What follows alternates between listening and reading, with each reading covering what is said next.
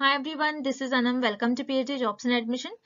आज के इस वीडियो में हम दिल्ली यूनिवर्सिटी के पीएचडी एंट्रेंस एग्जामिनेशन के लिए रिसर्च मेथोडोलॉजी के कुछ इंपॉर्टेंट एमसीक्यूज जो जनरली आपको पूछे ही जाते हैं। मैं ये बता रही हूँ, आपको बहुत ही इंपॉर्टेंट सेशन होने वाला है आज का हमारा, जिसमें आपको जो मैंने यहाँ पर एमसीक्यूज सॉल्व करवाया है, जनरली आपको पीएचडी एंट्रेंस एग्जामिनेशन में 100% ऐसे ही टाइप के क्वेश्चंस पूछे जाते हैं।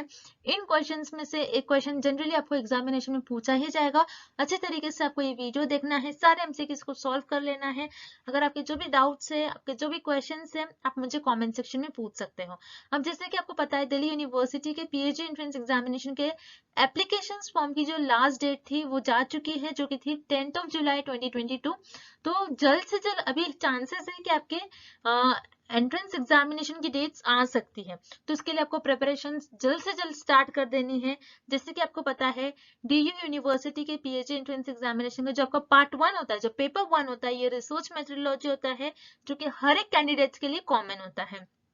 तो मैं आपको बता दूं, रिसर्च मेथोडोलॉजी पर हमने आपके लिए कोर्स लेकर आया है, जैसे कि आप स्क्रीन पर देख सकते हो, जिसमें हम आपको वीडियो लेक्चर्स प्रोवाइड करते हैं। आपको पूरा सिलेबस यहाँ पर हम कवर करते हैं वीडियो लेक्चर्स में, जो कि आपके थ्योरी और एमसीक्यूज दोनों वीडियो लेक्चर्स प्रोवाइड करते हैं। थ्योरी से पहले हम आपके कॉन्सेप्ट्स को बिल्ड करवाते हैं, एंड देन एमसीक्यूज में हम आपको ट्रिक्स बताते हैं कि किस तरीके से आपको ट्रिक्स यूज करना है। उसी तरीके से नोट्स हम आपको प्रोवाइड करते हैं, काफी सिंपलेस्ट लैंग्वेज में नोट्स आपके इंटरव्यू के लिए भी बहुत हेल्पफुल होने वाले हैं नोट्स।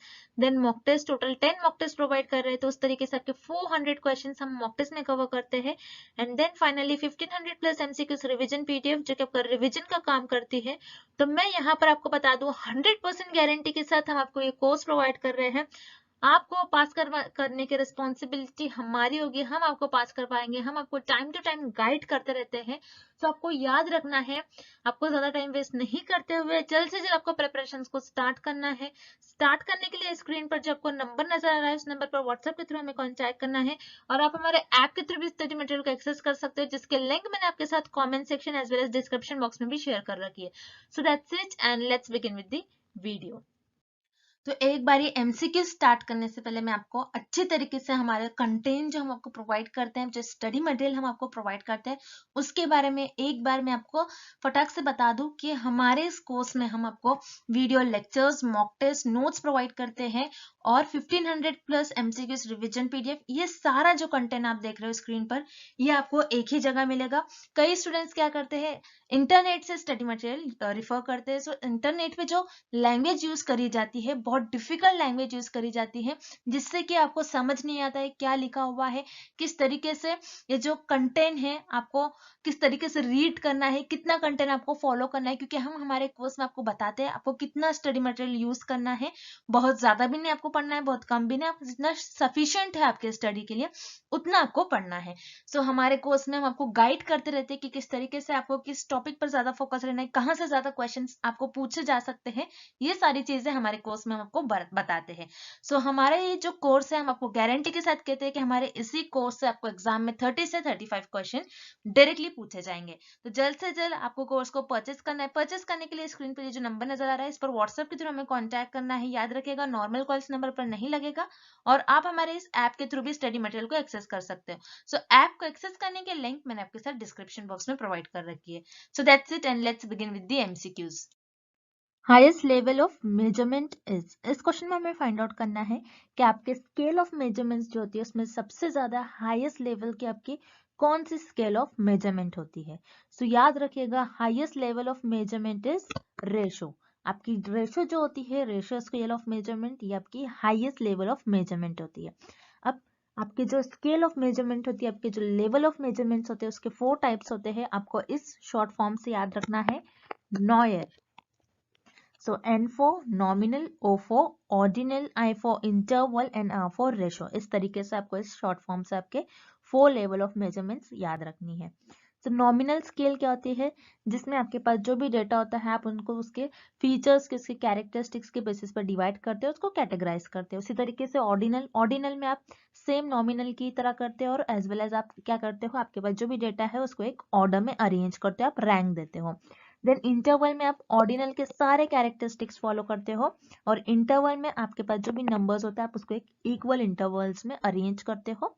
एंड देन याद रखिएगा इंटरवल में आपका जो 0 होता है वो आर्बिट्री होता है। आपका 0 जो होता है आर्बिट्री होता है, इंटरवल में आपकी 0 का कोई मीनिंग नहीं होता है। उसी तरीके से रेशो में आपके इंटरवल के सारे कैरेक्टरिस्टिक्स होते हैं, एज वेल एज आपका रेशो में 0 का कुछ ना कुछ मीनिंग होता है। इसीलिए हम रेशो को कहते हैं कि हाईएस्ट लेवल ऑफ मेजरमेंट होता है, ये हाईएस्ट स्केल ऑफ मेजरमेंट होती है। जिस तरीके से 0 का मीनिंग होता है, मतलब जैसे रेशो में अगर हम देखेंगे कि किसी की एज 0 है, मतलब वो पर्सन, वो इंसान उस दिन पैदा हुआ था, उसकी उस दिन बर्थ हुई है। ओके, तो रेशो में आपके 0 का कुछ ना कुछ मीनिंग होता है। उसी तरीके से इंटरवल में आपके 0 का कुछ मीनिंग नहीं होता है, आपका 0 आर्बिट्री होता है। तो ये सारे होते हैं आपके 4 scale of measurement. So 4 scale of measurement के सबसे ज्यादा कैरेक्टरिस्टिक्स आप देख रहे हो रेशो में होता है, इसीलिए रेशो को हम कहते हैं highest level of measurement. That's why आपका करेक्ट ऑप्शन हो जाएगा option B, ratio. Next, type 2 error is also known as. इस क्वेश्चन में हमें फाइंड आउट करना है कि टाइप 2 एरर को और हम क्या कहते हैं। सो टाइप 2 एरर होता क्या है, किस तरीके से टाइप 2 एरर ये टर्म यूज में आया है, इस टर्म का मतलब क्या होता है आपको पहले तो ये पता होना चाहिए। सो याद रखिएगा, रिसर्चर जब अपनी रिसर्च में हाइपोथेसिस को टेस्ट करते, रिसर्चर पहले अपनी रिसर्च में हाइपोथेसिस को टेस्ट करते, तो रिसर्चर से हाइपोथेसिस को टेस्ट करने में कुछ मिस्टेक्स हो जाती है। सो उसी मिस्टेक्स को हम कहते हैं एरर्स। सो उसी तरीके से एरर्स के भी टाइप होते हैं, type 1 error and type 2 error. अब इस क्वेश्चन में हमें पूछ रहा है कि टाइप 2 एरर को और हम क्या कहते हैं। सो याद रखिएगा, टाइप 2 एरर को हम कहते हैं फॉल्स नेगेटिव। अब जैसे कि इस टेबल से आपको याद रखना है कि टाइप 1 एंड टाइप 2 एरर क्या होता है, और टाइप 1 एरर और टाइप 2 एरर को और हम क्या कहते हैं। तो टाइप 1 एरर कब होता है, जब आपकी नल हाइपोथेसिस ट्रू होती है फिर भी आप उसको रिजेक्ट करते हो, सो वो हो जाती है आपकी टाइप 1 एरर।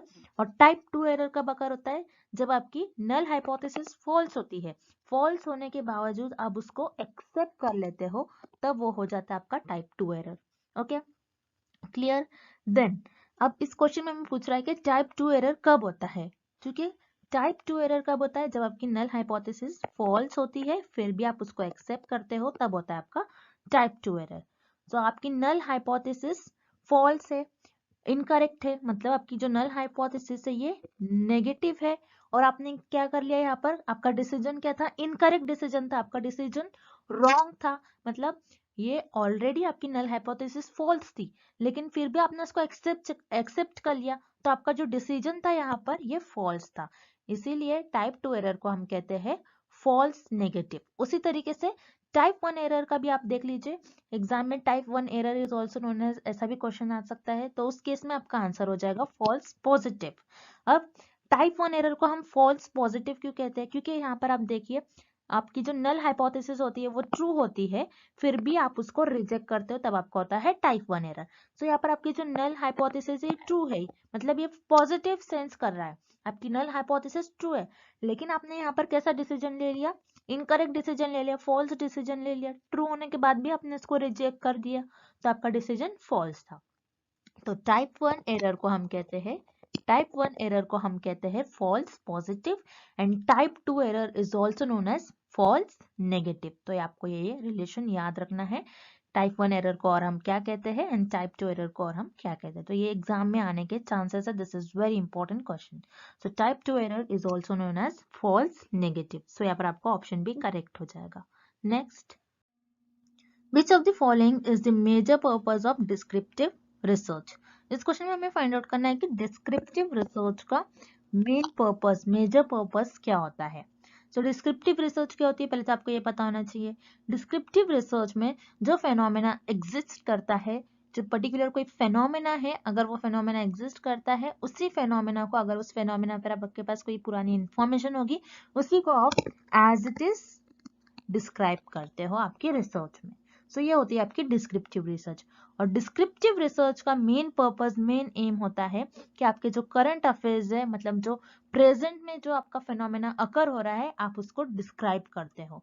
सो यहाँ पर आपका करेक्ट ऑप्शन हो जाएगा option B, description of the state of affairs at is exist at present. मतलब प्रेजेंट में जो फिनोमेना अकर हो रहा है, आप उसको ऑब्जर्व करके आप उसको डिस्क्राइब करते हो। जैसे मान लीजिए कोई मार्केटिंग है, तो आपकी याद रखिएगा डिस्क्रिप्टिव रिसर्च ज्यादातर मार्केटिंग में यूज होती है। जैसे मार्केटिंग में आपका जो शेयर है वो कम ज्यादा हो रहा है, तो उसको डिस्क्राइब करने के लिए, किसी कंपनी का प्रॉफिट आज गेन हुआ है, तो उसी को ऑब्जर्व करके आपने क्या किया, उस फेनोमेना को डिस्क्राइब कर दिया। तो डिस्क्रिप्टिव रिसर्च का मेन पर्पस यही होता है, जो प्रेजेंट में जो फेनोमेना अकर हो रहा है, जो प्रेजेंट में जो हमारे करंट अफेयर्स होते हैं, उनको डिस्क्राइब करने के लिए हम डिस्क्रिप्टिव रिसर्च का यूज करते हैं। सो यहाँ पर आपका ऑप्शन भी करेक्ट हो गया। देन हम रिमेनिंग ऑप्शन भी देख लेते हैं। Option A, analysis of fact. Fact को एनालाइज करने के लिए हम डिस्क्रिप्टिव रिसर्च यूज करते, लेकिन हमें इसके मेन पर्पस, मेजर पर्पस पूछ रहा है, तो यहाँ पर ऑप्शन ए इनकरेक्ट है। Then option C, it is based on measurement of quantity. Yes, हम डिस्क्रिप्टिव रिसर्च में क्वांटिटी को मेजर करते हैं। बेसिकली डिस्क्रिप्टिव रिसर्च आपकी क्वांटिटेटिव रिसर्च के अंडर आती है। सो क्वांटिटेटिव रिसर्च भी नंबर्स से और मेजरमेंट से रिलेटेड है। सो यहाँ पर डिस्क्रिप्टिव रिसर्च में भी आप मेजर करते हो चीजों को, लेकिन मेन पर्पस किसी की कोई क्वांटिटी को मेजर करना नहीं होता है, बल्कि डिस्क्रिप्टिव रिसर्च का मेन पर्पस होता है किसी करंट अफेयर्स को आप डिस्क्राइब करते हो। तो यहाँ पर आपको ऑप्शन सी भी इनकरेक्ट हो जाएगा। Then option D, it relies on expression और ऑब्जर्वेशन अलोन। सिर्फ आप ऑब्जर्वेशन नहीं करते हो डिस्क्रिप्टिव रिसर्च में, किसी चीजों को ऑब्जर्व कर कर आप उस फेनोमेना को डिस्क्राइब करने की कोशिश करते हो। सो यहाँ पर आपका ऑप्शन डी इनकरेक्ट है। सो मेन पर्पस आपका डिस्क्रिप्टिव रिसर्च का होता है, जब भी आपके करंट अफेयर्स है, जब भी आपके प्रेजेंट में फिनोमेना अकर हो रहा है, आप उसको डिस्क्राइब करते हो। तो यहाँ पर आपका ऑप्शन भी करेक्ट हो जाएगा। Next, predicting the outcome of research is. इस क्वेश्चन में हमें फाइंड आउट करना है कि अगर आप आपके रिसर्च में जो भी आउटकम्स आ रहे हैं, रिजल्ट आ रहे हैं, उसको आप प्रिडिक्ट कर रहे हो, कुछ गेसेस कर रहे हो कि ऐसा हो सकता है, ऐसा रिजल्ट आ सकते हैं, सो उस चीज को हम क्या कहते हैं? सो उससे हम कहते हैं रिसर्च हाइपोथेसिस। अब हाइपोथेसिस क्या होता है, आपको ये पता होना चाहिए। हाइपोथेसिस एक टेंटेटिव स्टेटमेंट होता है। टेंटेटिव का मतलब होता है टेम्पररी स्टेटमेंट, जो रिसर्चर के अजम्पशंस और गेसेस पर बेस्ड होता है। अब टेंटेटिव स्टेटमेंट कैसा हो सकता है? मान लीजिए कोई डिसीज है, जैसे लंग डिसीज है। लंग डिसीज के अगेंस्ट मैंने कोई ड्रग फॉर्म किया। ओके, मैं क्या कर रही हूँ? लंग डिसीज के अगेंस्ट ड्रग फॉर्म कर रही हूँ। सो मैं यहाँ पर एक टेंटेटिव स्टेटमेंट दे सकती हूँ अपने अजम्पशंस और प्रिडिक्शंस के बेसिस पर कि XYZ अगर कोई ड्रग है, अगर आप वो लेते हो तो हो सकता है आपकी जो लंग डिसीज है वो क्योर हो सकती है। मैंने यहाँ पर कंफर्म नहीं कहा है, मैंने यहाँ पर प्रिडिक्ट करा है कि हो सकता है कि अगर आप XYZ कोई ड्रग ले रहे हो तो हो सकता है आपके जो लंग डिसीज है वो क्योर हो। सो ये होता है प्रिडिक्शन, और प्रिडिक्शन हम सिर्फ और सिर्फ, और रिसर्च ऑफ प्रिडिक्शन और अजम्पशन सिर्फ और सिर्फ रिसर्च हाइपोथेसिस में करते हैं, ताकि उनकी जो रिसर्च के आउटकम्स है उनको वो कुछ गेस कर सके, उस पर कोई प्रिडिक्ट कर सके। सो वो रिसर्च हाइपोथेसिस में करते हैं। सो यहाँ पर आपका ऑप्शन डी करेक्ट है। अब जो इनकरेक्ट ऑप्शन है उसे भी हम डिस्कस कर लेते हैं। जैसे ऑप्शन ए आपको गिवन है रिसर्च डिजाइन। रिसर्च डिजाइन जिसे हम ब्लूप्रिंट भी कहते हैं, याद रखिएगा, रिसर्च डिजाइन को हम ब्लूप्रिंट भी कहते हैं। अब रिसर्च डिजाइन क्या होती है? जिसमें रिसर्चर प्लानिंग करते हैं कि उनके रिसर्च में किस तरीके से वो डेटा कलेक्ट करेंगे, कहाँ से सैंपल सेलेक्ट करेंगे, किस तरीके से वो इंटरव्यू लेंगे, किस तरीके से उनका डेटा कलेक्ट करेंगे, किस पॉपुलेशन से वो डेटा कलेक्ट करेंगे। तो बेसिकली रिसर्च डिजाइन में रिसर्चर प्लानिंग करते हैं कि किस तरीके से वो अपनी रिसर्च को परफॉर्म करेंगे। सो रिसर्च डिजाइन में रिसर्चर कोई प्रिडिक्शन और गेसेस नहीं करते। सो यहाँ पर आपका ऑप्शन है इनकरेक्ट है। Then option B research question. Research question क्या होगा? अगेन रिसर्च क्वेश्चन में आप कोई प्रिडिक्शन नहीं कर सकते। आपका क्वेश्चन, जिस क्वेश्चन पर आप रिसर्च परफॉर्म कर रहे हो, जैसे मेरा क्वेश्चन था, मैं जैसे मेरा यहाँ पर मेरा एम था कि मैं लंग्स डिसीज के अगेंस्ट ड्रग को फॉर्म करूं। सो रिसर्च क्वेश्चन क्या होगा मेरा इस केस में कि XYZ जो ड्रग है, so what is the relation between XYZ drugs and lung disease. ये ड्रग और लंग डिसीज के बीच में जो रिलेशन है वो मुझे फाइंड आउट करना है कि ये ड्रग लेने से लंग डिसीज क्योर हो रही है या फिर नहीं। सो ये मेरा रिसर्च क्वेश्चन होगा। रिसर्च क्वेश्चन में मैं कोई प्रिडिक्शन और गेसेस नहीं कर सकती हूँ। सो यहाँ पर आपका ऑप्शन बी भी इनकरेक्ट है। Then option C research objective. Research objective मतलब आपका एम क्या है रिसर्च का, आप क्यों रिसर्च करना चाहते हो। सो रिसर्च ऑब्जेक्टिव में अभी अगेन आप कोई प्रिडिक्शन और गेसेस नहीं करते हो। सो यहाँ पर अभी आपका ऑप्शन सी इनकरेक्ट हो जाएगा। So here correct option is option D, research hypothesis. Next, in which of the following non-random sampling techniques does a researcher ask participants to identify other potential research participants. इस question में हमें find out करना है कि ऐसी कौन सी non random sampling technique है जिसमें रिसर्चर पार्टिसिपेंट्स से कहते हैं कि तुम खुद जाओ और पार्टिसिपेंट्स को कलेक्ट कर लाओ और पार्टिसिपेंट्स को पार्ट करने के लिए कहो इस रिसर्च स्टडी में। सो वो होता है आपका स्नोबॉल सैम्पलिंग। अब स्नोबॉल सैम्पलिंग क्या होता है हम इस डायग्राम के थ्रू समझते हैं। जैसे ये मान लीजिए ये रिसर्चर है, ये आपका रिसर्चर है। अब रिसर्चर को कोई 2 पर्सन पता थे, इन 2 पर्सन को रिसर्चर ने चूज कर लिया क्योंकि रिसर्चर यहाँ पर किस टॉपिक पर स्टडी कर रहे थे कि जो लोग ड्रग कंज्यूम करते हैं। अब ड्रग लेना ये एक क्राइम है, तो जाहिर सी बात है लोग खुद से पार्टिसिपेट नहीं करेंगे। सो रिसर्चर को कोई 1-2 लोग मिल गया। देन इन 2 लोगों से रिसर्चर ने कहा कि तुम और ऐसे पार्टिसिपेंट्स को कलेक्ट कर लाओ और ऐसे पर्सन्स को कलेक्ट कर लाओ जो ड्रग कंज्यूम करते हो, जो ड्रग लेते हो। तो ये दोनों लोग क्या करेंगे और लोगों को कलेक्ट कर लाएंगे और पार्टिसिपेंट्स को ढूंढ कर लाएंगे क्योंकि जो ड्रग लेते हैं। तो इस तरीके से स्नोबॉल सैम्पलिंग में रिसर्चर अपने जो पार्टिसिपेंट्स होते हैं उन्हीं को कहते हैं कि और पार्टिसिपेंट्स को ढूंढ कर लाओ जो हमारे जो रिसर्च है उस स्टडी में और रिसर्च में पार्टिसिपेंट्स कर सके। सो इस तरीके से आपका स्नोबॉल सैम्पलिंग में जो पार्टिसिपेंट्स होते हैं उन्हीं को रिसर्चर कहते हैं कि और पार्टिसिपेंट्स को कलेक्ट कर लाओ। सो ये होता है आपका स्नोबॉल सैम्पलिंग। अब स्नोबॉल सैम्पलिंग ये किस तरीके से, हम इसे स्नोबॉल क्यों कहते हैं आपको ये पता होना चाहिए। जैसे आपने देखा होगा अगर कोई हाई पॉइंट से अगर आप स्नो का जो बॉल होता है अगर आप उसको हाई पॉइंट से फेंकते हो तो ये जो स्नो का बॉल होता है अपने साथ और स्नो कनेक्ट कर लाता है और ये एक बड़ा सा बॉल बन जाता है। इसी तरीके से स्नोबॉल सैम्पलिंग में क्या होता है रिसर्चर के पास बहुत कम लोग होते हैं, देन यही लोग और लोगों को कलेक्ट कर लाते हैं तो ये एक बड़ा सर्कल बन जाता है, बहुत सारे लोग हो जाते हैं। उसी तरीके से स्नोबॉल सैम्पलिंग में पहले बहुत कम होते हैं, फिर इसी तरीके से स्नो जब हाई पॉइंट से नीचे उतरता है, नीचे आता है, सो वो स्नो और अपने साथ और स्नो को कलेक्ट कर लाता है। इसी तरीके से इसीलिए इस सैम्पलिंग का नाम हो गया आपका स्नोबॉल सैम्पलिंग। तो याद रखिएगा स्नोबॉल सैम्पलिंग में रिसर्चर पार्टिसिपेंट्स को ही कहते हैं कि खुद वो और पार्टिसिपेंट्स को कलेक्ट कर लाए। तो यहाँ पर मेजर रोल पार्टिसिपेंट्स का होता है क्योंकि वो और दूसरे पार्टिसिपेंट्स को कलेक्ट कर लाते हैं। सो उसे हम कहते हैं स्नोबॉल सैम्पलिंग। बाकी कन्वीनियंस, पर्पसिव और कोटा सैम्पलिंग में मेजर रोल आपका रिसर्चर का होता है। दैट्स व्हाई आपका option A, B and C तीनों भी इनकरेक्ट हो जाएगा। Correct option is option D, snowball sampling. Next, out of the following which is not considered to be plagiarism. इस क्वेश्चन में हमें फाइंड आउट करना है कि कौन सा ऐसा ऑप्शन है जिससे हम प्लेजरिज्म कंसिडर नहीं करते हैं। तो हम 1 by 1 ऑप्शंस देखते हैं। Option A, reproducing in your paper a chart content in the author's work. आपने क्या करा, एक चार्ट था, अपने किसी ऑथर का वर्क था, उसको रिप्रोड्यूस कर दिया, फिर से एज इट इज आपने, रिप्रोड्यूस का मतलब होता है फिर से आपने वही प्रेजेंट कर दिया, सो फिर से आपने वही बता दिया। सो ये आपका, ये तो प्लेजरिज्म होता है। सो इसे हम प्लेजरिज्म कंसिडर करेंगे। सो यहाँ पर आपका ऑप्शन ए इनकरेक्ट हो जाएगा। Then option B, using the exact words of the author. आप किसी ऑथर ने कोई कंटेंट लिखा है, आप उसी कंटेंट को एग्जैक्ट वर्ड्स में लिख रहे हो, सो ये भी आपका प्लेजरिज्म होगा, मतलब आपने यहाँ पर कॉपी कर लिया, सो इसे भी हम प्लेजरिज्म कहते हैं। सो यहाँ पर आपका ऑप्शन बी इनकरेक्ट हो जाएगा। Then option C, using the information from the author's work that is regarded as common knowledge in the discipline. So yes, इसे हम plagiarism नहीं कहेंगे। So option C हमें क्या बता रहा है कि ऐसी information जो एक common knowledge पर based हो, जैसे humans have 2 eyes, okay? मतलब हम लोगों के पास ह्यूमन बॉडी, ह्यूमन बींग्स के पास 2 आईज होती है।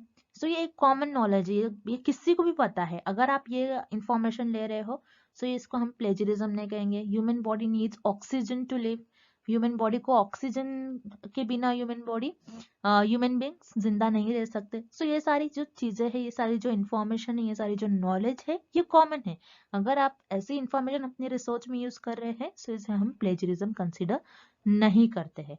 सो यस, यहाँ पर आपका करेक्ट ऑप्शन हो जाएगा option C, using the information from the author's work that is regarded as common knowledge in the discipline. So किसी ऑथर का वर्क अगर आप ले रहे हो जो कि कॉमन नॉलेज पर बेस्ड हो तो उससे हम प्लेजरिज्म कंसिडर नहीं करेंगे। सो यहाँ पर आपका ऑप्शन सी करेक्ट हो जाएगा। Next, if a positively skewed distribution has median of 50, which of the following statement is true? इस क्वेश्चन में हमें फाइंड आउट करना है कि अगर आपकी जो पॉजिटिवली स्क्यूड डिस्ट्रीब्यूशन है उसमें आपकी मीडियन की वैल्यू 50 है, देन उस केस में आपका जो कौन सा स्टेटमेंट है वो करेक्ट होगा या फिर ट्रू होगा। सब पॉजिटिवली स्क्यूड डिस्ट्रीब्यूशन ये क्या होता है आपको इस फिगर के थ्रू देखना है। सो इस फिगर में हमारा मेन फोकस पॉजिटिव स्क्यू पर होगा। पॉजिटिव स्क्यू क्या होता है, जिसमें आपकी जो टेल होती है डिस्ट्रीब्यूशन की है लेफ्ट साइड में टिल्टेड होती है और आपका जो ज्यादातर डेटा है आपका इस रीजन में लाई करता है, मतलब राइट साइड में लाई करता है, इसीलिए हम इसको कहते हैं पॉजिटिव स्क्यू डिस्ट्रीब्यूशन। अब पॉजिटिव स्क्यू डिस्ट्रीब्यूशन में सबसे कम आपकी मोड की वैल्यू होती है, देन उससे ज्यादा आपकी मीडियन की वैल्यू होगी एंड देन उससे ज्यादा आपकी मीन की वैल्यू होगी। आपको ये रिलेशन याद रखना है। अब मीडियन, हमें इस क्वेश्चन में मीडियन की वैल्यू गिवन है विच इज 50, मीडियन की वैल्यू 50 गिवन है। सो इस केस में हमें फाइंड आउट करना है कि कौन सा हमें जो गिवन ऑप्शन से कौन सा ऑप्शन करेक्ट होगा। अब वन बाय वन हम ऑप्शन देखते हैं। Option A, mean is greater than 50। Yes, क्योंकि मीन की वैल्यू पॉजिटिव स्क्यू में मीन की वैल्यू सबसे ज्यादा हाईएस्ट होगी, तो हो सकता है होगा ही क्योंकि मीडियन से बड़ा मीन है। सो मीडियन की जो भी वैल्यू है उससे ज्यादा मीन की होगी। So mean is greater than 50। Yes, mean आपका जो है क्या हो सकता है 50 से बड़ा हो सकता है, ग्रेटर हो सकता है, 60 70 कुछ भी हो सकता है। तो यहाँ पर आपका statement A, option A correct है। देन रिमेनिंग ऑप्शन भी देखते हैं। Mean is less than 50, no, mean obviously greater होगा, सो यहाँ पर आपका ऑप्शन बी इनकरेक्ट है। Then option C, mode is greater than 50, mode greater नहीं होगा, मोड लेस होगा, बिकॉज पहले मोड की सबसे लोवेस्ट वैल्यू होती है आपकी पॉजिटिव स्क्यू में, इसलिए मोड की वैल्यू ग्रेटर नहीं होगी, आपकी मोड की वैल्यू लेस देन 50 होगी। सो यहाँ पर आपको ऑप्शन सी इनकरेक्ट है। Then option D, mean and mode both are greater than 50। Yes, mean तो आपका जो है ये ग्रेटर देन 50 होगा, लेकिन मोड नहीं होगा। सो यहाँ पर आपको ऑप्शन डी भी ऑब्वियसली इनकरेक्ट हो जाएगा। सो यहाँ पर आपका करेक्ट ऑप्शन है option A, mean is greater than 50 for positively skewed distribution. Next, good research is, इस क्वेश्चन में हमें फाइंड आउट करना है एक अच्छी रिसर्च क्या होगी। सो याद रखिएगा जब भी आपको इस टाइप का क्वेश्चन आता है या फिर रिसर्च की डेफिनेशन से रिलेटेड कोई क्वेश्चन आता है, तो आपको याद रखिएगा एक गुड रिसर्च, एक अच्छी रिसर्च के लिए आपको ये 3 वर्ड्स कभी नहीं भूलना है, which is first is systematic, second is scientific, third is objective। Okay, तो आपकी रिसर्च सिस्टमैटिक होनी चाहिए, साइंटिफिक एंड ऑब्जेक्टिव।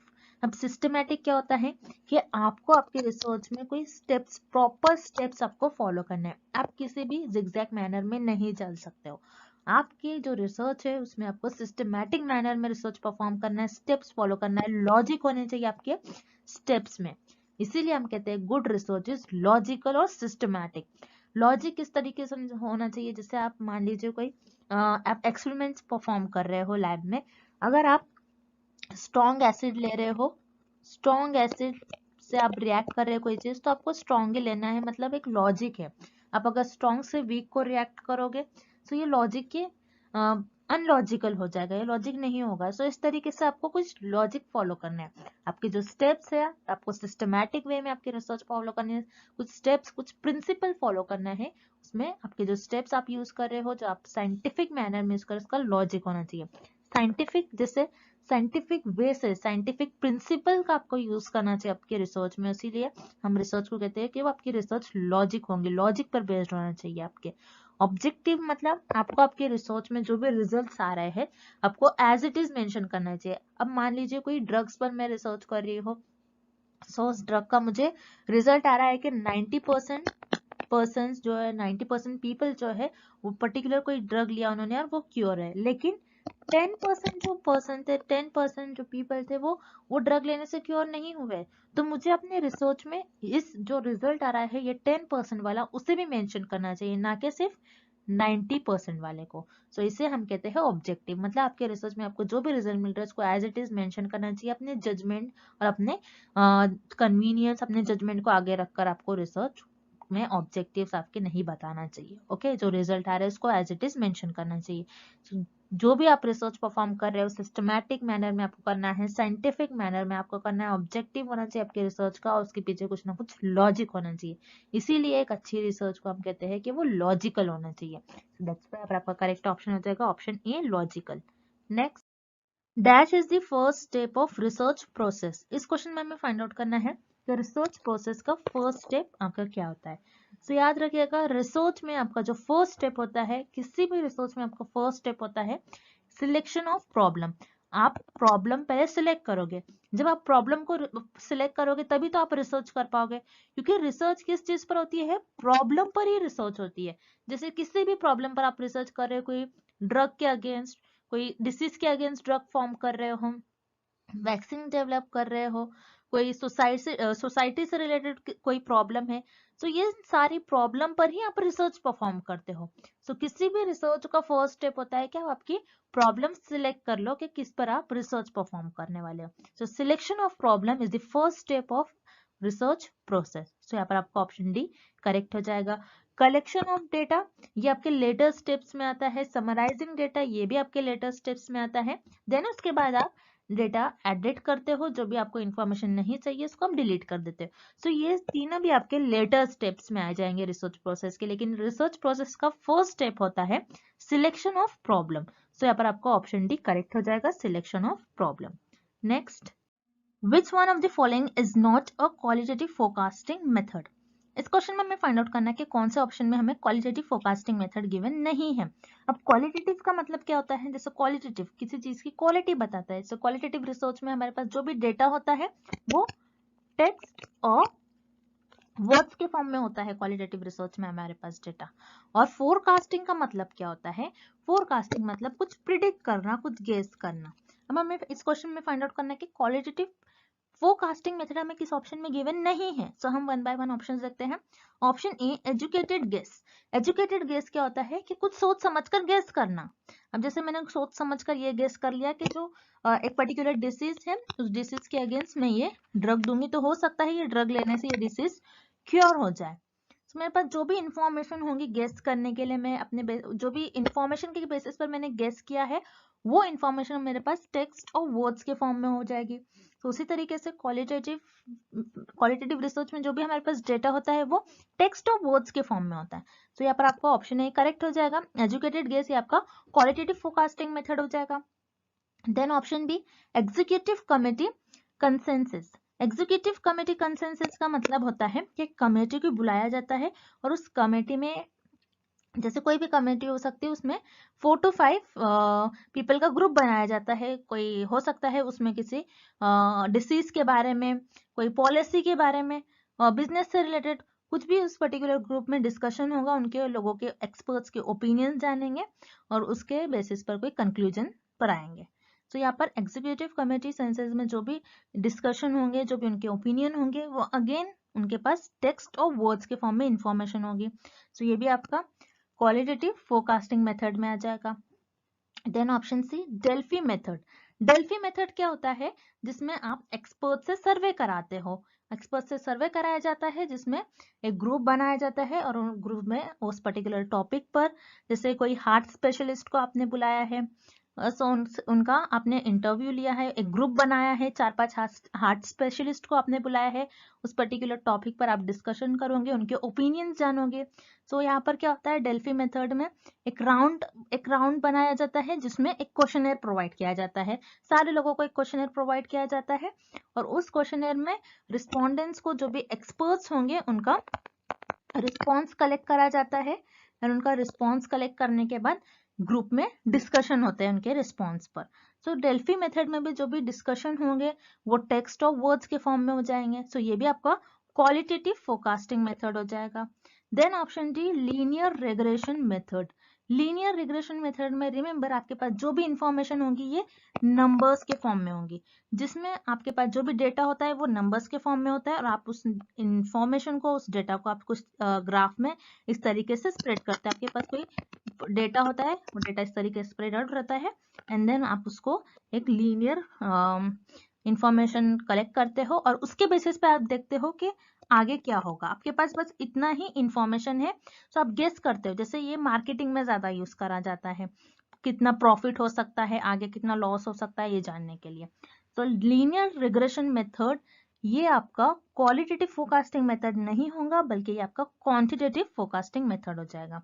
और इस क्वेश्चन में भी हमें यही पूछ रहा है, which is not qualitative forecasting method.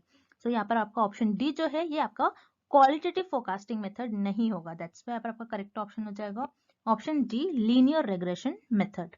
Next, the steps taken to solve a problem are given below. Arrange them in a correct order. First, analyze.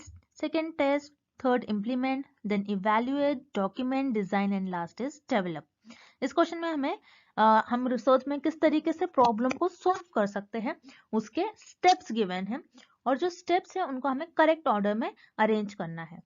जैसे हम रिसर्च में किसी भी प्रॉब्लम को सॉल्व करते हैं, अब मान लो मेरे पास एक प्रॉब्लम है, मुझे उसको सॉल्व करना है।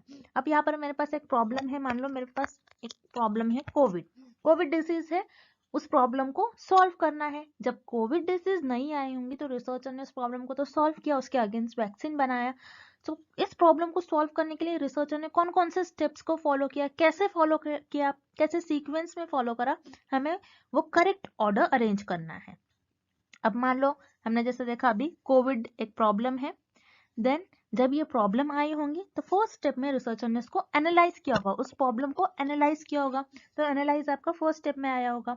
तो फर्स्ट स्टेप में एनालाइज आएगा आपका, मतलब कोविड को किस तरीके से उन्होंने ऑब्जर्व किया, जिन जिन लोगों में कोविड डिसीज देखी गई उनको ऑब्जर्व किया होगा, उनकी बॉडी कैसे बिहेव कर रही होंगी। तो एनालाइज ये आपका फर्स्ट स्टेप में आएगा। एनालाइज करने के बाद, प्रॉब्लम को एनालाइज करने के बाद देन आप उसको डिजाइन करोगे। डिजाइन आपका सेकंड स्टेप में आएगा। डिजाइन क्या होता है? डिजाइन का मतलब होगा कि आप आपका जो प्रॉब्लम है उस प्रॉब्लम को आप किस तरीके से सॉल्व करने वाले हो, कौन कौन से मेथड्स यूज करने वाले हो, किस तरीके से आप उस प्रॉब्लम को सॉल्व करते हो। आप मेथड चूज करोगे, आप प्लानिंग करोगे। डिजाइन का मतलब ये होता है कि प्लान करना, कुछ प्लानिंग करोगे आप यहाँ पर। देन डिजाइन करने के बाद आप डेवलप करोगे उस प्रॉब्लम को। डेवलप का मतलब होता है कि आपका जो प्रॉब्लम है उससे क्या क्या सोल्यूशंस हो सकते हैं।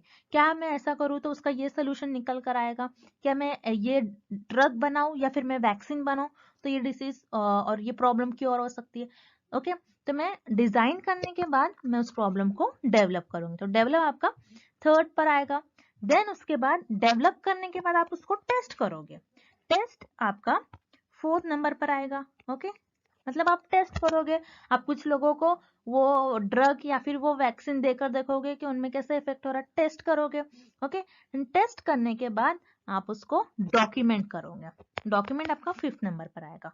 डॉक्यूमेंट मतलब आपने जो भी देखा है, जैसे कि अपने कुछ पॉपुलेशन में से कुछ मेंबर्स को आपने ड्रग देकर देखा, कुछ को वैक्सीन देकर देखा, और देखा कि उनकी बॉडी में कैसा इफेक्ट आ रहा है, क्या उन जो कोविड प्रॉब्लम है क्या उनसे क्योर हो रहे या फिर नहीं हो रहे वो ड्रग और वैक्सीन लेने से। आप ये डेटा, ये इंफॉर्मेशन आप लिखोगे, डॉक्यूमेंट करोगे।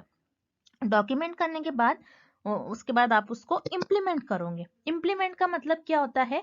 जैसे आप मेजर करोगे चीजों को, कितने लोग जैसे मान लो मैंने यहाँ पर आपको बोला था कि ड्रग और वैक्सीन हमने दोनों देकर देखा, तो आप ये देखोगे कि कितने लोग ड्रग लेने के बाद क्योर हो रहे हैं। मान लो 70 लोग ड्रग लेने के बाद क्योर हो रहे हैं और सिर्फ 30 लोग जो है वो वैक्सीन लेने से क्योर हो रहे हैं। सो आपने यहाँ पर ये देखा कि कितने लोग क्या क्या लेने से, ड्रग लेने से और वैक्सीन लेने से क्योर हो रहे हैं। देन इम्प्लीमेंट के बाद, इम्प्लीमेंट आपका 6 पर आएगा। Then last is evaluate. Evaluate आपका 7 पर आएगा।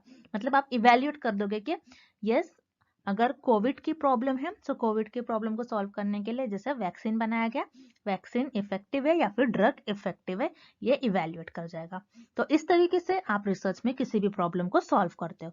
सो करेक्ट सीक्वेंस आपको ऑप्शन ए में गिवन है, दैट्स व्हाई आपका करेक्ट ऑप्शन हो जाएगा option A. Next, for nominal data, the only measure of central tendency that can be applied is। इस क्वेश्चन में हमें फाइंड आउट करना है, अगर आपके पास नॉमिनल डेटा है उस केस में आपको उस डेटा को मेजर करना है, देन आप कौन सी सेंट्रल टेंडेंसी का यूज करोगे, कौन सी सेंट्रल टेंडेंसी यूज कर उस डेटा को मेजर करोगे, हमें ये फाइंड आउट करना है। सो रिमेंबर, जैसे हम देखते हैं स्केल्स ऑफ मेजरमेंट के 4 टाइप्स होते हैं, nominal, ordinal, interval and ratio. उसमें आपको यहाँ पर गिवन है nominal. Nominal data, nominal scale में आपके पास जो भी डेटा होगा वो आपके पास नंबर्स के फॉर्म में नहीं होता है, आपको ये याद रखना है। नंबर्स के फॉर्म में आपके पास डेटा नहीं होता है। आप क्या करते हो नॉमिनल डेटा में, लोगों के फीचर्स के हिसाब से, कोई भी चीज के फीचर्स के हिसाब से उनको बस डिवाइड करते हो कैटेगरीज में। ओके, तो जो भी इनके फीचर्स हो, जो भी सिमिलैरिटीज होंगी, उनके कैरेक्टरिस्टिक्स के बेसिस से आप उनको कैटेगराइज करते हो, उनको डिवाइड करते हो। सो ये होता है आपका नॉमिनल डेटा। अब नॉमिनल डेटा को मेजर करने के लिए आप कौन से सेंट्रल टेंडेंसी का यूज करोगे, सिर्फ और सिर्फ मोड। और मोड क्या होता है, मोड जैसे कि हमने देखा था अभी, मोड का मतलब होता है कि आपके पास जो भी इंफॉर्मेशन है उस इंफॉर्मेशन में सबसे ज्यादा बार, मैक्सिमम बार कौन सी वैल्यू रिपीट हो रही है। मोड को हम मैक्सिमम फ्रीक्वेंसी एलिमेंट भी कहते हैं। आपको याद रखना, मोड को हम क्या कहते हैं, मैक्सिमम फ्रीक्वेंसी एलिमेंट। आपके पास जो भी डेटा होगा उस डेटा में कौन सा एलिमेंट ऐसा है जो मैक्सिमम बार, सबसे ज्यादा बार रिपीट होगा, वो आपका हो जाएगा मोड के अंदर। ओके, सो उसी तरीके से मोड में आपके पास जो भी इंफॉर्मेशन होंगी, जो भी कैरेक्टरिस्टिक होंगी, जो भी आपके पास फीचर्स होंगे, जो भी रिपीट हो रही होंगी, तो नॉमिनल डेटा को मेजर करने के लिए आप मोड का इस्तेमाल करोगे। मोड के लिए आपको जरूरी नहीं है कि नंबर्स ही हो। रिमेंबर, मोड में आपको जरूरी नहीं होता है कि आपके पास सिर्फ नंबर्स के फॉर्म में डेटा हो। लेकिन जैसा आप यहाँ पर देख रहे हो, arithmetic mean, harmonic mean, mean अगर जब आप कैलकुलेट करते हो, मीन को कैलकुलेट करने के लिए आपके पास कुछ नंबर्स होने चाहिए। दैट्स व्हाई यहाँ पर आपको ऑप्शन ए और बी दोनों भी इनकरेक्ट हो जाएगा। Then option C, median. Median क्या होती है, आपके पास जो भी डेटा होता है उसमें जो मिडिल वैल्यू होती है, मिडिल वैल्यू का आप कहते हो मीन। सो यहाँ पर मीडियन में भी आपके पास कुछ ना कुछ वैल्यूज होना चाहिए। सो यहाँ पर आपका ऑप्शन सी भी इनकरेक्ट हो जाएगा, बिकॉज नॉमिनल डेटा में हमारे पास जो भी डेटा होता है वो नंबर्स के फॉर्म में नहीं होता है। सो हम इस केस में कौन सा स्केल ऑफ मेजरमेंट यूज करेंगे, सिर्फ और सिर्फ मोड। दैट्स व्हाई आपका करेक्ट ऑप्शन हो जाएगा option D, mode. Next, the standard error of the mean of a random sample of size 2 or more। इस क्वेश्चन में हमें फाइंड आउट करना है स्टैंडर्ड एरर ऑफ मीन में, अगर आपकी सैंपल साइज 2 और 2 से ज्यादा है तो उस केस में कौन सा ऑप्शन करेक्ट होगा, हमें ये फाइंड आउट करना है। So remember, standard error of mean का फॉर्मूला होता है sigma upon under root of capital N. So standard error of mean होता है क्या है, पहले आपको ये पता होना चाहिए। सो स्टैंडर्ड एरर ऑफ मीन होता है difference between population mean and sample mean। Okay, मतलब आपके सैंपल का मीन और जो पॉपुलेशन का मीन उसमें कितना डिफरेंस है। अगर बहुत ज्यादा डिफरेंस है तो आपका जो स्टैंडर्ड एरर है वो आपके जो एरर्स होंगे वो ज्यादा होंगे। ऑब्वियसली बात है, जितना ज्यादा डिफरेंस होगा उतना ज्यादा आपका एरर होगा। Okay, so standard error of mean का मतलब होता है आपके जो पॉपुलेशन का मीन है और सैंपल का मीन, उन दोनों के बीच में कितना डिफरेंस है। अब स्टैंडर्ड एरर ऑफ मीन में का आपका जो फॉर्मूला है sigma upon under root of N. तो यहाँ पर सिग्मा का मतलब होता है स्टैंडर्ड डिविएशन ऑफ पॉपुलेशन। मतलब स्टैंडर्ड डिविएशन ऑफ पॉपुलेशन का मतलब होता है कि आपका पॉपुलेशन का जो डेटा है, पॉपुलेशन में आपके पास जो भी इंफॉर्मेशन होंगी उसका डेटा किस तरीके से स्प्रेड आउट है। यहाँ पर कैपिटल एन का मतलब होता है आपका सैंपल साइज। ओके, आपके सैंपल साइज क्या है आप डिसाइड कर लेते हो कि मैं इतना 100 पॉपुलेशन है, मतलब आपके पास 100 पॉपुलेशन है, पॉपुलेशन में 100 मेंबर्स है, उसमें से मैं सिर्फ 50 मेंबर्स पर मैं रिसर्च परफॉर्म करूंगी, तो मतलब आपके सैंपल साइज उस केस में हो जाएंगे 50। तो इस तरीके से होता है। सिग्मा का मतलब होता है standard deviation of population and capital N का मतलब होता है सैंपल साइज। तो ये सब हमने स्टैंडर्ड एरर ऑफ मीन, उसके सारे हमने टर्म्स देख लिए उसके फॉर्मूले के। अब देखते हैं हमें क्वेश्चन में क्या गिवन है। इस क्वेश्चन में आपको गिवन है सैंपल साइज। सैंपल साइज की आपको वैल्यू गिवन है, क्या हो सकती है, 2 हो सकती है या फिर 2 से ज्यादा हो सकती है। तो हम क्या करेंगे, इस फॉर्मूले में सैंपल साइज की इंफॉर्मेशन जो भी हमें गिवन है वैल्यू वो पुट कर देंगे। तो स्टैंडर्ड एरर ऑफ मीन का हो जाएगा सिग्मा। सिग्मा की वैल्यू जैसे मैं अज्यूम कर लेती हूँ, मेरे पास जो स्टैंडर्ड डिविजन ऑफ पॉपुलेशन है उसकी वैल्यू 10 है, सिग्मा मेरे पास 10 है, अंडर रूट ऑफ, जैसे हमें गिवन है सैंपल साइज 2 हो सकती है या फिर 2 से ज्यादा हो सकती है, 3 हो सकती है, 4 हो सकती है, कुछ भी हो सकती है 2 के बाद। तो फॉर एग्जांपल मैंने यहाँ पर 4 ले लिया, तो 10 अपॉन 2, तो यहाँ पर मेरी हो गई जो मेरा स्टैंडर्ड एरर मीन की वैल्यू आ रही है वो आ रही है मेरी 5। मतलब अगर मेरी स्टैंडर्ड डिविएशन ऑफ पॉपुलेशन की वैल्यू ज्यादा है तो ऑब्वियसली मेरा स्टैंडर्ड एरर ऑफ मीन की जो वैल्यू आएगी वो स्टैंडर्ड डिविएशन ऑफ पॉपुलेशन से कम आएगी, क्योंकि स्टैंडर्ड डिविएशन ऑफ पॉपुलेशन का वैल्यू मैंने क्या लिया था, यहाँ पर 10 लिया था, और मेरा जो स्टैंडर्ड एरर ऑफ मीन आ रहा है उसकी वैल्यू 5 आ रही है।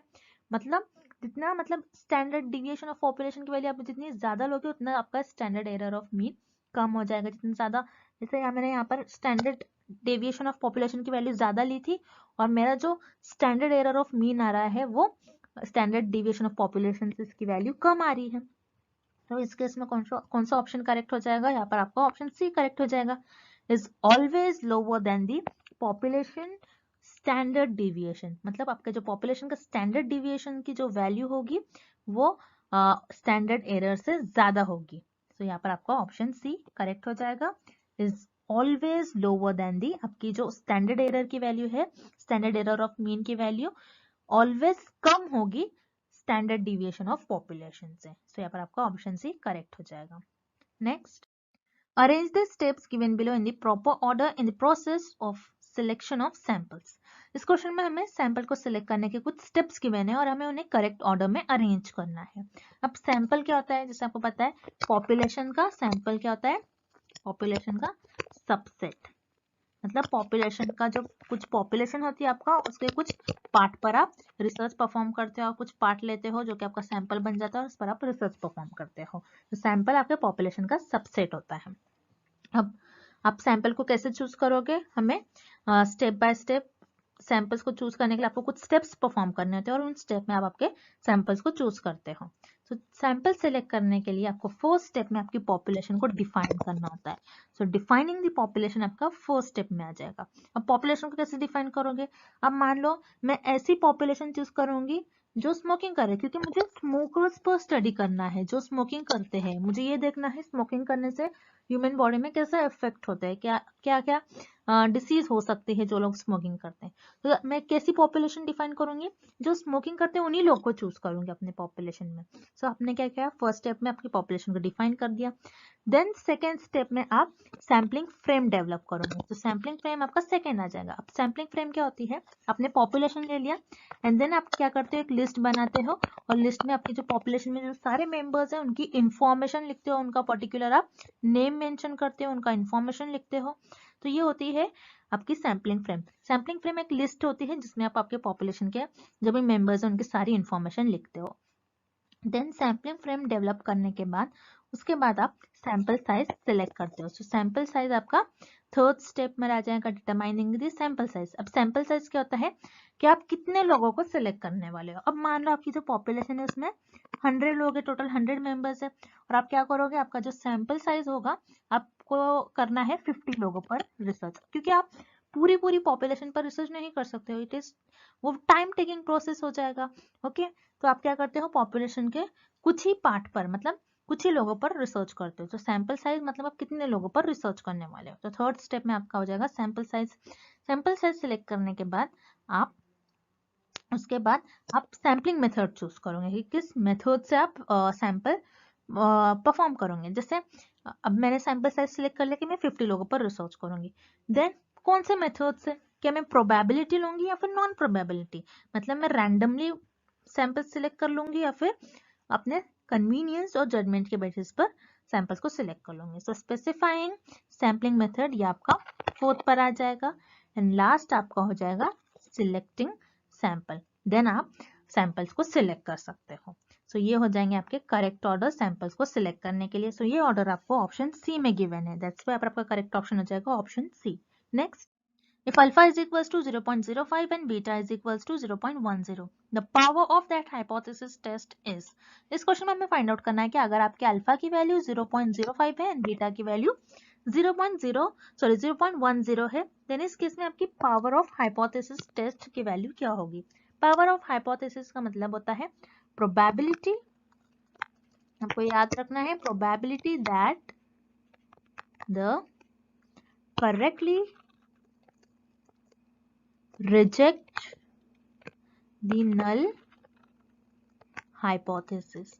मतलब कितने परसेंट चांस है, कितने परसेंट प्रोबेबिलिटी मतलब चांस, कितने चांस होगा कि आप करेक्टली आपकी नल हाइपोथेसिस को रिजेक्ट कर रहे हो, करेक्ट वे से आप आपकी नल हाइपोथेसिस को रिजेक्ट कर रहे हो, ये कितने परसेंट चांस होगा, उसे हम कहते हैं पावर ऑफ हाइपोथेसिस टेस्ट। अब पावर ऑफ हाइपोथेसिस टेस्ट का फॉर्मूला होता है 1 माइनस बीटा। 1 माइनस बीटा की वैल्यू आपको गिवन है 0.10, सो 1 माइनस 0.10 होता है आपका 0.90। तो रिमेंबर इस क्वेश्चन में बस आपको कंफ्यूज करने के लिए अल्फा की वैल्यू गिवन है।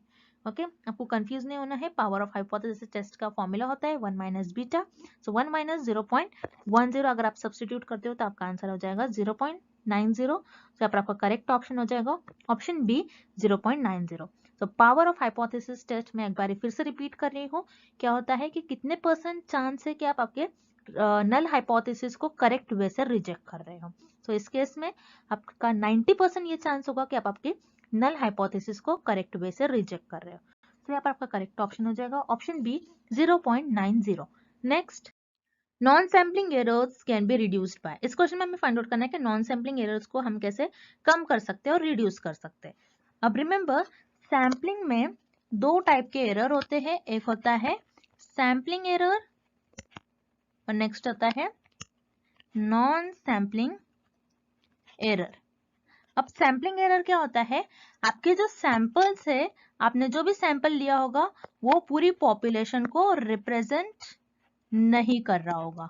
ओके आपने ऐसे सैंपल चूज कर लिया है जो पूरी पॉपुलेशन को रिप्रेजेंट नहीं कर रहा है। अब मान लो आपको स्मोकर्स पर स्टडी करना है, जो लोग स्मोकिंग करते हैं उन पर स्टडी करनी है, और आपने ऐसे सैंपल्स ले लिया जो लोग अल्कोहल कंज्यूम कर रहे हैं, तो आपका जो रिजल्ट होगा, आपका रिजल्ट तो ऑब्वियसली इनकरेक्ट आ जाएगा इस केस में। तो सैम्पलिंग एरर क्या होता है, आपने ऐसा सैंपल सेलेक्ट कर लिया जो आपकी पूरी पॉपुलेशन को रिप्रेजेंट नहीं कर रहा होगा। और नॉन सैम्पलिंग एरर क्या होता है, जिसमें अगर आप जो सैम्पलिंग मेथड्स यूज करते हो, सैम्पलिंग परफॉर्म करते हो, उस टाइम पर आपसे जो मिस्टेक्स हो जाती है वो होगा आपका नॉन सैम्पलिंग एरर्स में। जैसे आपके जो रिस्पोंडेंट है, रिस्पोंडेंट ने कुछ रॉन्ग इन्फॉर्मेशन आपको दे दी, आपने जो इंटरव्यूज कंडक्ट किया होगा, इंटरव्यूज के थ्रू जो आप लोगों से रिस्पॉन्स ले रहे हो, आपने कुछ रिकॉर्डिंग में आपने जो आप रिस्पॉन्स उनके रिकॉर्ड कर रहे हो, आपसे कुछ मिस्टेक्स हो गई होंगी, डेटा कलेक्ट करने के टाइम पे आपसे कुछ मिस्टेक हो जाएगी, तो ये आपके नॉन सैम्पलिंग एरर में आएगा। तो नॉन सैम्पलिंग एरर को हम किस तरीके से रिड्यूस कर सकते हैं कि जब हम हमारा सैंपल साइज ज्यादा लेंगे तब आप हो सकता है कि नॉन सैम्पलिंग एरर्स कम हो जाए।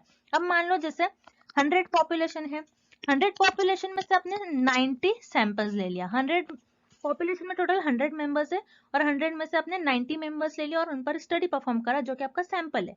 इस केस में आपका सैंपल साइज बहुत ज्यादा लार्ज है, मतलब जितना ज्यादा आपका सैंपल साइज लार्ज होगा उतना ज्यादा आपके रिजल्ट जो होंगे वो एक्यूरेट हो जाएंगे। ओके इस केस में आपकी जो स्टडी होंगी वो 90% रिजल्ट आपके करेक्ट हो जाएंगे, 90 to 92% आपके रिजल्ट होंगे वो करेक्ट हो जाएंगे। मतलब जितने ज्यादा आपके सैंपल साइज होगी उतने ज्यादा आपके नॉन सैम्पलिंग एरर्स के चांसेस, एरर्स होने के चांसेस रिड्यूस हो जाएंगे। दैट्स व्हाई आपका करेक्ट ऑप्शन हो जाएगा increasing the sample size. Next question, it is known that the amount of apple juice found in a 500 ml bottle is uniformly distributed between 495 ml and 510 ml. What is the probability that a randomly selected bottle of apple juice contains more than 500 ml of juice? इस question में हमें find out करना है, एक Apple juice की bottle है और वो बॉटल 500 ml की बॉटल है। ओके और उस 500 ml के बॉटल में एप्पल जूस किस तरीके से डिस्ट्रीब्यूटेड होगा, 495 ml से लेकर 510 ml के बीच में आपका एप्पल जूस उस बॉटल में फिल होगा। क्योंकि मशीन के थ्रू एप्पल जूस फिल किया जा रहा है तो जरूरी नहीं है हर बार एग्जैक्टली 500 ml ही फिल हो, कम ज्यादा हो सकता है। तो वो रेंज आपको गिवन है 495 ml से 510 ml। अब इस केस में हमें ये फाइंड आउट करना है कि अगर मैं रैंडमली किसी भी बॉटल को मैं चूज कर रही हूँ, तो मैं अगर कोई बॉटल को मैं कितने बॉटल ऐसे चूज करूंगी, कितने बॉटल ऐसे होंगे जिसमें 500 ml से ज्यादा जूस मुझे मिलेगा। ओके हमें ये फाइंड आउट करना है। सो रिमेंबर इस केस में हम क्या करेंगे, पहले रेंज लिखेंगे कितने के कितने बीच में आपका एप्पल जूस डिस्ट्रीब्यूटेड है। तो यहाँ पर आपको रेंज गिवन है 495 से आपका रेंज 510 ml तक है। अब इस वैल्यू के बीच में आपकी 500 ml, क्योंकि बॉटल टोटल कितने की है 500 ml की है, सो 500 ml यहाँ पर लाई करेगा। ओके तो यहाँ पर आपका हमने रेंज लिख लिया। अब इस केस में हमें क्या फाइंड आउट करने हैं कि ऐसी प्रोबेबिलिटी फाइंड आउट करनी है। प्रोबेबिलिटी मतलब चांस, कितने चांस होंगे कि मैं ऐसे रैंडमली बॉटल को सिलेक्ट करूं जिसमें 500 ml से ज्यादा मुझे जूस मिलेगा। So probability of juice greater than 500 से ज्यादा जूस कितनी बॉटल में होगा मुझे ये फाइंड आउट करना है। तो यहाँ पर आपके जो मतलब 500 से ज्यादा लेना है मुझे। ओके, सो 500 से ज्यादा कौन से रेंज में आएगा, ये वाला रेंज फॉलो करेगा। सो 510 माइनस 500, क्योंकि मुझे 500 से ज्यादा जूस चाहिए बॉटल में, तो ये आ जाएगा आपका। देन आपको टोटल रेंज आपको लिखना है। टोटल रेंज क्या है, 510 माइनस लोएस्ट वैल्यू 495। देन आपको इसको सब्स्टिट्यूट करना है, ये हो जाएगा 10/15। 10/15 करने पर 2 5 एंड सॉरी 5 2 10 एंड 5 3 15। इसको आप सिंप्लीफाई करिए, आंसर हो जाएगा आपका 0.667। ओके, सो यहाँ पर आप देख रहे हो 66% प्रोबेबिलिटी और 66% चांसेस ये है कि अगर मैं कोई भी रैंडम बॉटल को सिलेक्ट करूंगी उसमें मुझे 500 ml से ज्यादा जूस मिलेगा। सो यहाँ पर आपका करेक्ट ऑप्शन हो जाएगा option B 0.667। Next, for a negative skewed distribution with a single mode, इस क्वेश्चन में हमें फाइंड आउट करना है अगर आपका जो डिस्ट्रीब्यूशन है वो नेगेटिव स्क्यूड डिस्ट्रीब्यूशन है, सो उस केस में आपके मीन, मीडियन एंड मोड एक दूसरे से कैसे रिलेटेड हो गए। अब नेगेटिव स्क्यूड क्या होता है, पॉजिटिव स्क्यूड क्या होता है, इस डायग्राम के थ्रू हम समझते हैं। सबके जो डिस्ट्रीब्यूशन है वो 3 तरीके से डिस्ट्रीब्यूटेड होता है आपका data. Okay, symmetrical distribution, symmetrical distribution क्या होता है, जिसमें अगर आप कोई डिस्ट्रीब्यूशन है, अगर आप इसको बीच से कट कर दोगे तो लेफ्ट साइड की जो इमेज है और राइट साइड की जो इमेज है एक दूसरे की ये मिरर इमेज हो जाएंगी, जिसमें आपके जो मीन, मीडियन एंड मोड तीनों भी एक दूसरे से इक्वल होते हैं, तीनों भी सेम ही पॉइंट पे लाई करते हैं। सो ये आपका सिमेट्रिकल डिस्ट्रीब्यूशन में आपका ये केस होता है कि तीनों एक दूसरे से इक्वल होंगे। ओके, देन पॉजिटिव स्क्यूड क्या होता है, पॉजिटिव स्क्यू में आपका जो डिस्ट्रीब्यूशन है वो लेफ्ट साइड में टिल्टेड होगा, कुछ इस तरीके से आपका पॉजिटिव स्क्यू डिस्ट्रीब्यूशन दिखेगा, जिसमें सबसे छोटा मीन मोड होता है, फिर उसके बाद मीडियन एंड लास्ट सबसे लार्ज वैल्यू आपकी मीन की होती है। तो ये आपका पॉजिटिव स्क्यूड में होता है। और नेगेटिव स्क्यूड में क्या होता है, नेगेटिव स्क्यूड में आपका जो डिस्ट्रीब्यूशन है वो राइट साइड पर टिल्टेड होगा, जिसमें आपके सबसे छोटी मीन होता है, देन उससे बड़ा आपका मीडियन होता है एंड सबसे ज्यादा हाईएस्ट वैल्यू आपके मोड की होती है। सो ये केस हमें ऑप्शन बी में गिवन है, mean is less than equal to median and median is less than equal to mode. तो नेगेटिव स्क्यू डिस्ट्रीब्यूशन में मीन, मीडियन एंड मोड कुछ इस तरीके से एक दूसरे से रिलेटेड हो गए, दैट्स व्हाई आपका करेक्ट ऑप्शन हो जाएगा option B. Next, suppose a finite population contains 7 items and 3 are selected at random without replacement, then all possible samples will be।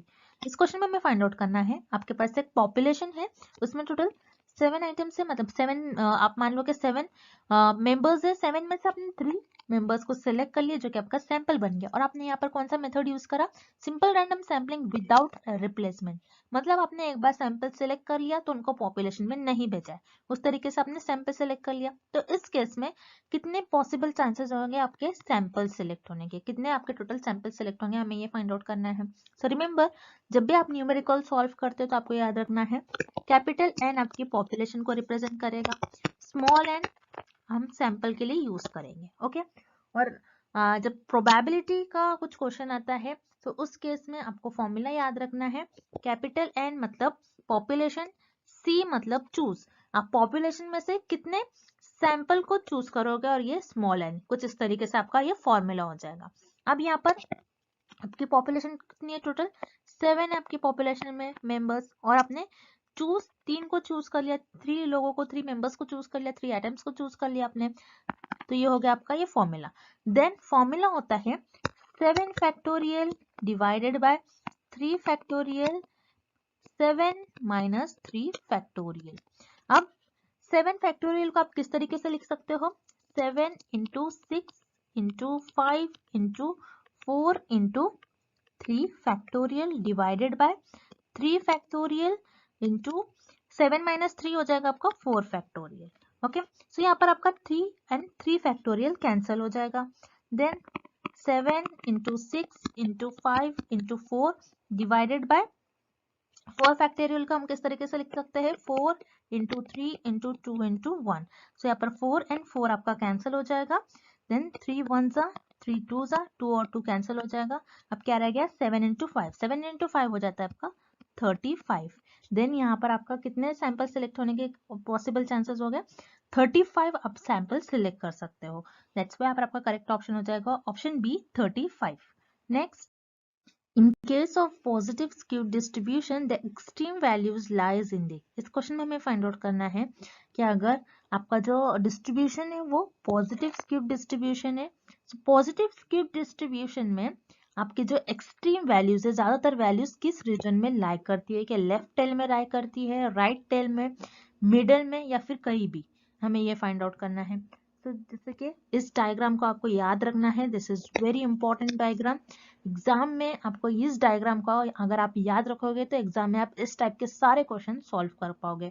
तो इस टॉपिक पे आपको एग्जाम में 1 और 2 क्वेश्चंस पूछे ही जाते हैं, तो आपको ये डायग्राम प्रॉपरली याद करके अच्छी तरीके से याद कर जाना है। So positive skew and negative skew में हम डिफरेंस भी देख लेते हैं इसी डायग्राम में। तो आपको ये रिलेशन याद रखना है कि पॉजिटिव स्क्यू में आपका जो डिस्ट्रीब्यूशन की जो टेल होती है ये लेफ्ट साइड में झुकी हुई होती है और नेगेटिव में राइट साइड पर। पॉजिटिव स्क्यू में जैसे मैंने आपसे कहा था, मोड की सबसे लोवेस्ट वैल्यू होती है, then median and then mean. उसी तरीके से नेगेटिव में सबसे लोएस्ट वैल्यू होती है आपकी mean, then median and then last is mode. अब इस क्वेश्चन में आपको पूछ रहा है कि आपका जो पॉजिटिव स्क्यू है उसमें आपकी जो एक्सट्रीम वैल्यूज, मतलब ज्यादातर वैल्यूज आपकी किस रीजन में लाई करती है, सो राइट टेल में। सो टेल क्या होता है, आपकी ये जो एंड पर लाई कर रही है, एंड पर जो लाई कर रही है उसे हम टेल कहते हैं। तो टेल आपका जो आप देख रहे हो यहाँ पर राइट साइड में ज्यादा झुका हुआ है, मतलब राइट साइड में जो आपका ज्यादातर डेटा, ज्यादातर वैल्यूज आपकी राइट साइड में लाई कर रही है, इसीलिए तो आपका जो मीन है ये इस रीजन में लाई कर रहा है। मतलब आपकी जो एवरेज वैल्यू है, मीन क्या होता है, एवरेज वैल्यू आपका इस रीजन में लाई कर रहा है। क्यों इस रीजन में आपका मीन लाई कर रहा है, बिकॉज इस रीजन में आपका ज्यादातर डेटा इस रीजन में, आपका एक्सट्रीम वैल्यूज आपकी इस रीजन में है।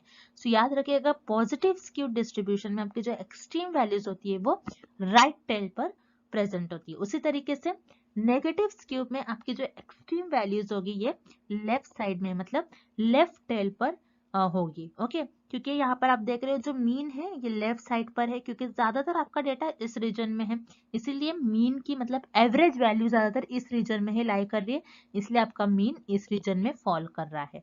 ओके, सो याद रखिएगा, पॉजिटिव स्क्यू में आपकी जो एक्सट्रीम वैल्यूज, मतलब ज्यादातर वैल्यूज आपकी किस रीजन में लाई करेगी, राइट टेल।